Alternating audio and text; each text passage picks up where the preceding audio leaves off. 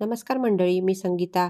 मी आज तुम्हाला आंब्याचे काही टिकाऊ पदार्थ दाखवणार आहेत, तर काही लगेच खाण्यासारखे पदार्थ दाखवणार आहे. आता आंबा संपत आला आहे, त्यामुळे आपल्याला काही पदार्थ वर्षभरसुद्धा टिकवून ठेवता येतात. चला तर मग मी वर्षभर टिकणारे आणि लगेच खाण्यासारखे काही पदार्थ तुम्हाला करून दाखवणार आहेत. पहिला प्रकार म्हणजे आंब्याचा मी मुरब्बा करणार आहे. हापूस आंबा घ्यायचा आहे, तो थोडासा कडक घ्यायचा आपल्याला, अगदी पिकलेला आपल्याला आंबा घ्यायचा नाही आहे. मी त्याची साल काढून घेतली आहे आणि आपल्याला थोड्याशा मोठ्या आपल्याला फोडी करून घ्यायच्या आहे. साल सहज निघते आणि आपण त्याच्या फोडी करणार आहोत. खूप बारीक फोडी करू नका. ह्या बघा, ह्या अशा मोठ्या जरा फोडी केलेल्या आहेत. छान तुकडे करून घ्यायचे आहेत. ह्या आपण सगळ्या 2 आंब्यांच्या फोडी करून घेतलेल्या आहेत. ह्या फोडी आहेत 300 ग्रॅम. मी वजनी पण तुम्हाला सांगते, 300 ग्रॅम फोडी आहेत आणि आपल्याला त्यासाठी लागणार आहे 200 ग्रॅम साखर.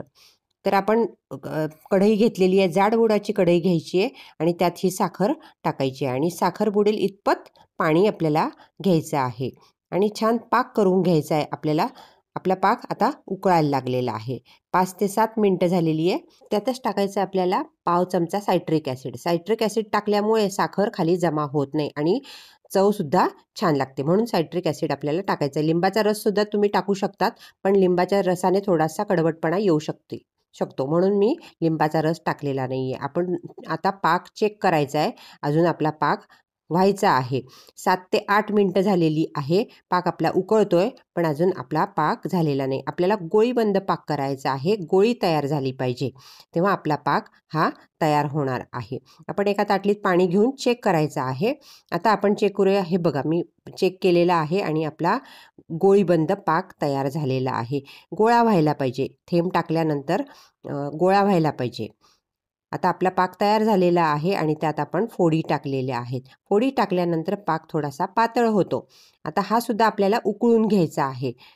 हे बघा, हे एक उकळी आल्यानंतर आपल्याला एक तारी पाक करून घ्यायचा आहे. एक तारी पाक केल्यानंतर हा मुरब्बा खराब होत नाही, म्हणून एक तारी पाक करून घ्यायचा आहे. छान उकळू द्यायचा आहे त्याला आणि यात काहीही टाकायचं नाही आहे. आपल्याला वेलदोडा टाकायचा नाही आहे, जायफळ टाकायचं नाही आहे किंवा केशरसुद्धा आपल्याला टाकायचं नाही आहे. याचा आपल्याला एक तारी पाक करून घ्यायचा आहे. कच्चा ठेवू नका. कच्चा ठेवला तर खराब होण्याची शक्यता असते. पण सायट्रिक ॲसिड टाकल्यामुळे अजिबात हा मुरब्बा खराब होत नाही. वर्षभर छान टिकतो. हे बघा, हा सुंदर आपला मुरब्बा तयार झालेला आहे. मी काढून घेतलेला आहे खाली आणि आपल्या फोडी पण खूप छान मऊ राहिलेल्या आहे. हे बघा, किती सुंदर झाला आहे हा आणि चवीला सुद्धा अप्रतिम झालेला आहे. आपणही नक्की करून बघा. सुंदर कलर आला आहे बघा. आपला दुसरा प्रकार आहे तो म्हणजे आंबा बर्फी. ही सुद्धा खूप छान आंबा बर्फी तयार होते. मी तुम्हाला प्रमाण सांगते. एक मी मोठी कढई घेतलेली आहे. त्यात आपल्याला टाकायचे 2 चमचे तूप. साजूक तूप टाकलेलं आहे मी आणि 1 वाटी मी मिल्क पावडर घेतलेली आहे. ती सुद्धा खमंग भाजून घ्यायची आहे. जाड बुडाची कढई घ्यायची आहे आपल्याला, नाहीतर मग आपली मिल्क पावडर जळू शकते. ही छान खमंग आपल्याला भाजून घ्यायची आहे. खमंग म्हणजे एक 5 मिनटं आपल्याला भाजून घ्यायचं आहे. खाली लागू द्यायचं नाही आहे. खाली लागलं तर त्याची चव आणि कलर दोन्ही बदलतं, म्हणून आपल्याला खमंग भाजून घ्यायचं आहे. अगदी मंद गॅसवर आपल्याला भाजून घ्यायचं आहे. मी काढून घेतलेले आहे. 5 ते 7 मिनटानंतर परत 2 चमचे मी तूप टाकलेले आहेत. त्यात आपल्याला वाटीभर हापूस आंब्याचा रस टाकायचा आहे. त्याचा आपल्याला मावा तयार करून घ्यायचा आहे. ह्या एका वाटीच्या प्रमाणानेच मी सगळं प्रमाण सांगितलेलं आहे. हे सुद्धा आपल्याला याचा मावा तयार करायचा आहे. अगदी अर्ध्यापेक्षा सुद्धा कमी याच्यात साखर टाकलेली आहे आणि हा मावा आपल्याला तयार करून घ्यायचा आहे. घरगुतीच आपण मावा तयार करून घेतलेला आहे.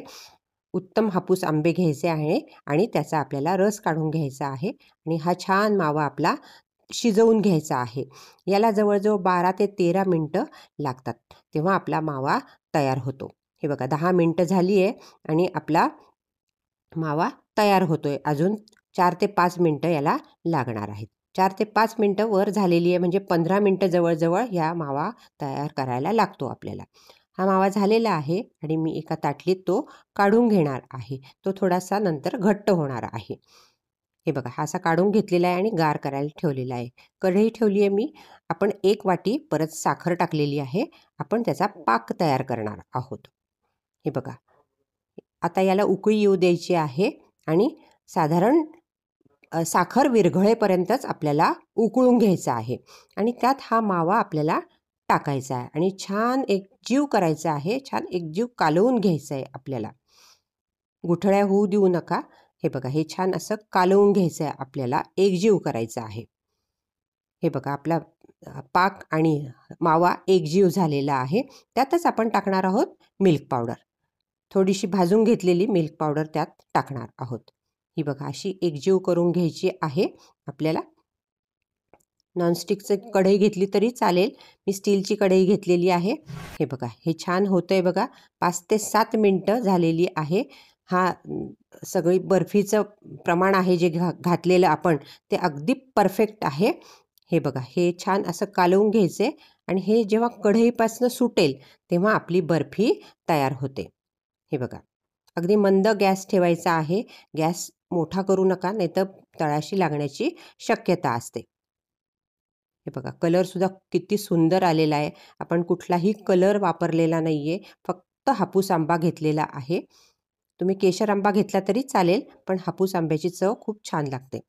आता एक बटर पेपर घेतलेला आहे, त्यावर आपल्याला हे टाकून घ्यायचं आहे. कढईपासून सुटायला पाहिजे आणि मग आपली बर्फी तयार होते. मी एक बटर पेपरवर ओतून घेतलेलं आहे आणि जाड अशी आपल्याला बर्फी तयार करायची. हे बघा, मी छान टाकून घेतलेलं आहे. वरूनही बटर पेपर घेतला आहे. वाटीने आपल्याला सारखं करून घ्यायचं आहे आणि त्याच्या आपण वड्या करणार आहोत आता. हे बघा, हे थोडंसं गार होऊ द्या आणि आपण आता त्याचे वड्या करून घेऊया. हे बघा, हे बघा, किती सुंदर आपली बर्फी तयार झालेली आहे. आधी मार्किंग करून घेऊया आणि नंतर आपण वड्या पाडूया त्याच्या. हे बघा, हे सुंदर आपण करून घेऊया. तुम्हाला आवडतील तशा छोट्या मोठ्या कशाही तुम्ही वड्या करू शकतात.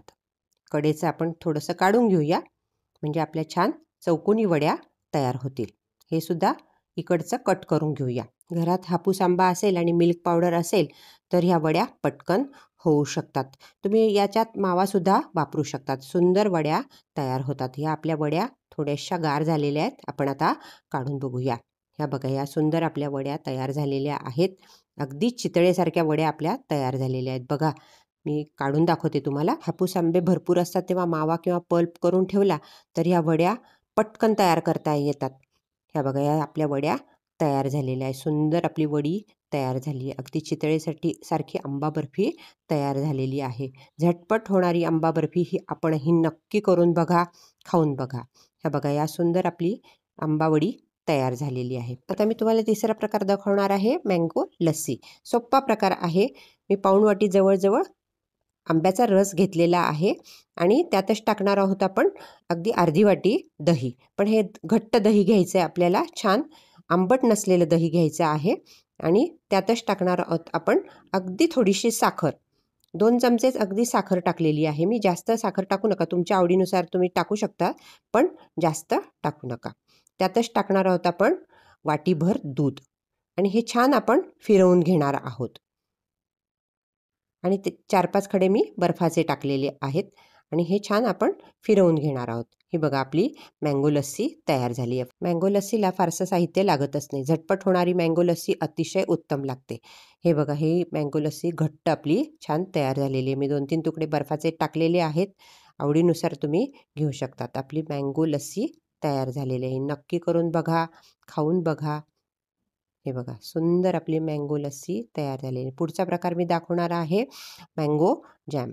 अतिशय पटकन होणारा मँगो जॅम खूप सुंदर होतो.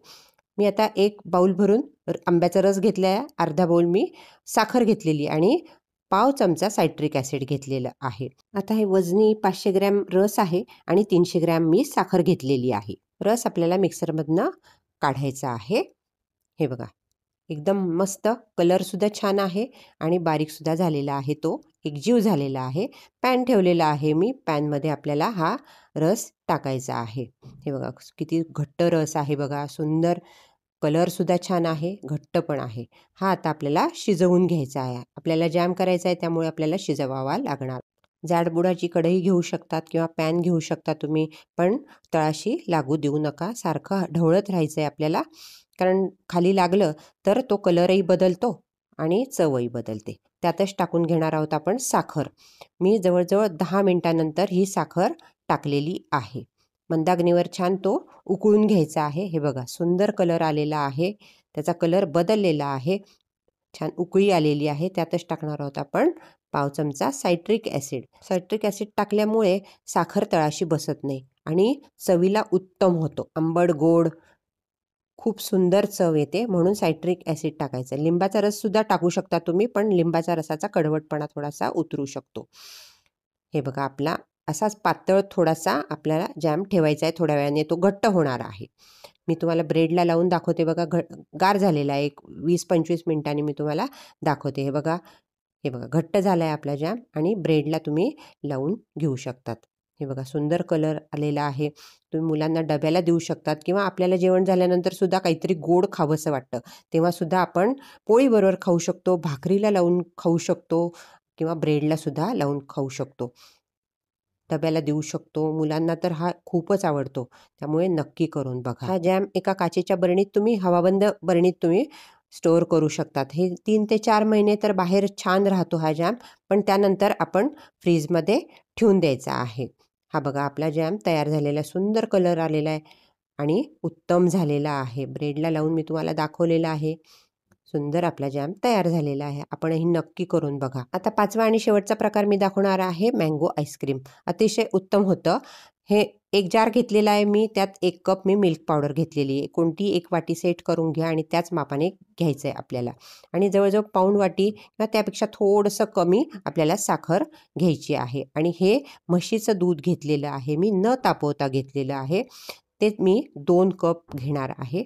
ते त्यात मी टाकून घेतलेलं आहे आणि हे आपल्याला फिरवून घ्यायचं आहे. त्यातच आपल्याला 1 कप हापूस आंब्याचा रस घ्यायचा आहे. हे बघा किती सुंदर आणि घट्ट रस आहे. हे आता आपल्याला एकजीव करून घ्यायचं आहे, मिक्सरला फिरवून घ्यायचं आहे. हे बघा मी एकजीव करून घेतलं आहे, छान मिक्सरला फिरवून घेतलेलं आहे. छान 2 ते 3 मिनटं फिरवून घेतल्यानंतर मी 1 कप व्हिप्ड क्रीम घेतलेलं आहे. हे नसेल तर अमूलचं तुम्ही क्रीम घेतलं तरी काही हरकत नाही, पण 1 कप आपल्याला ह्यात ते कालवून घ्यायचं आहे आणि परत एकदा मिक्सरला फिरवून घ्यायचं आहे. छान एकजीव करायचं आहे आणि एका डब्यात आपल्याला शिफ्ट करायचं आहे. एक डबा घेतलेला आहे मी आणि पॅक झाकणाचा मात्र डबा आपल्याला घ्यायचा आहे. त्यात हे सगळं काढून घेतलेलं आहे. त्यानंतर आपल्याला फॉईल पेपर लावायचा आहे. नंतरच आपल्याला झाकण लावायचं आहे, म्हणजे त्यात अजिबात पाण्याचा अंश राहणार नाही किंवा शिरणार नाही त्यात. हे आपल्याला झाकण लावून ठेवायचं आहे आणि 8 तासासाठी आपल्याला फ्रीझरमध्ये ठेवायचं आहे. 8 तास झालेले आहेत बघा, घट्टपणा आलेला आहे. हे आपल्याला हे बघा, हे आता आपल्याला बीटरने बीट करून घ्यायचं आहे 15 मिनटं. हे छान आपल्याला एकजीव करून घ्यायचं. आता हे नसेल तर तुम्ही मिक्सरमधनं सुद्धा काढू शकतात.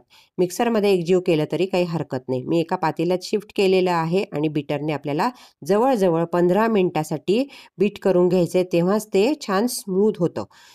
हे बघा, हे असं मी फिरवून घेणार आहे आता आणि त्याचं हे बघा मी फिरवून घेतलेलं आहे, त्याचं आकारमानसुद्धा वाढलेलं आहे. आता आपण शिफ्ट करणार आहोत.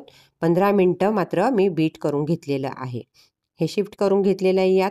यावर तुम्ही आता आंब्याचे तुकडेसुद्धा टाकू शकतात, पण मी काही टाकलेले नाही आहेत. आणि हे आता आपण पॅक करून परत ठेवून देणार आहोत. हे बघा, हे असं फॉईल पेपरसुद्धा आहे आणि हे असं आपण पॅक करून 8 ते 10 तासासाठी आपल्याला परत ठेवून द्यायचं आहे.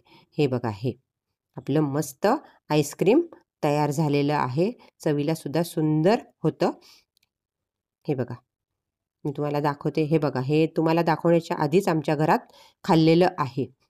तुम्हाला बाउलमध्ये काढून दाखवते. हे बघा, सुंदर आपलं आईस्क्रीम तयार झालेलं आहे.